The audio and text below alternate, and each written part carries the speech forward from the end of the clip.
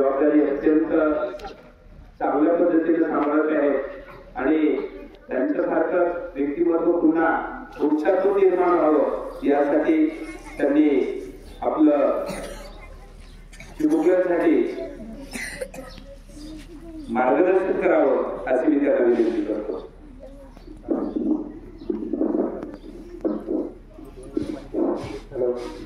थकले का सर्व? नाही.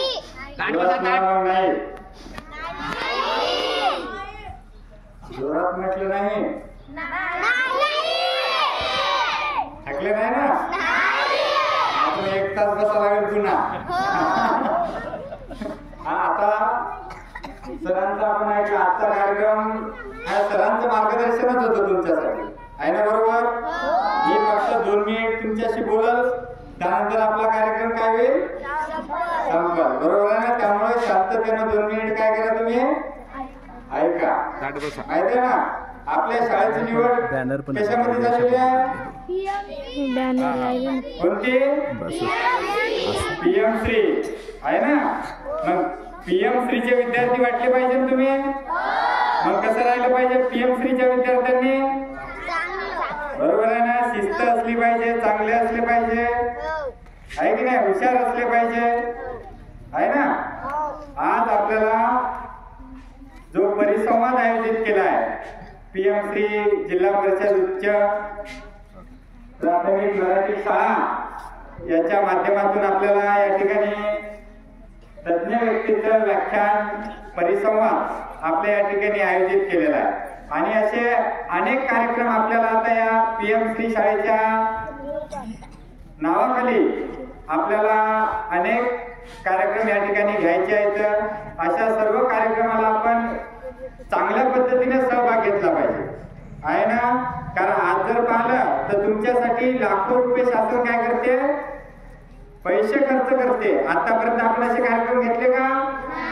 घेतले का? नाही घेतले. परंतु आता कशासाठी घेतो आपण? कारण तुम्ही हुशार विद्यार्थी आहात, बरोबर आहे ना? म्हणून तुम्हाला काय PM श्री शाळेचा दर्जा भेटला, बरोबर आहे ना? आता देशमुख सरांनी आपल्याला अनेक गोष्टी सांगितल्या. वैयक्तिक स्वच्छता असेल, अंतर्गत स्वच्छता असेल, व्यसनमुक्ती असेल, या अनेक विषयावर सरांनी आताच आपल्याला मार्गदर्शन केलं. ज्या ज्या पद्धतीने आता सरांनी आपल्याला सांगितलं तशा पद्धतीनं आचरण आपल्याला काय करायचं भविष्यामध्ये ठेवायचं आहे. ठेवता सर्वजण? ज्या पद्धतीने सरांनी सूचना केल्या तशा पद्धतीने आपण वावरलं पाहिजे. आता स्वच्छतेच्या बाबतीत असेल, व्यसनमुक्तीच्या बाबतीत असेल, अशा सर्व चांगल्या पद्धतीने सर्वांनी आता आपल्याला वागायचं आहे. आणि जे जे कार्यक्रम आता इथून पुढे आपल्या शाळेमध्ये होतील या कार्यक्रमामध्ये सर्वांनी काय करायचा? भाग घ्यायचा, आहे ना? घेता सर्वजण भाग? हो, आहे ना?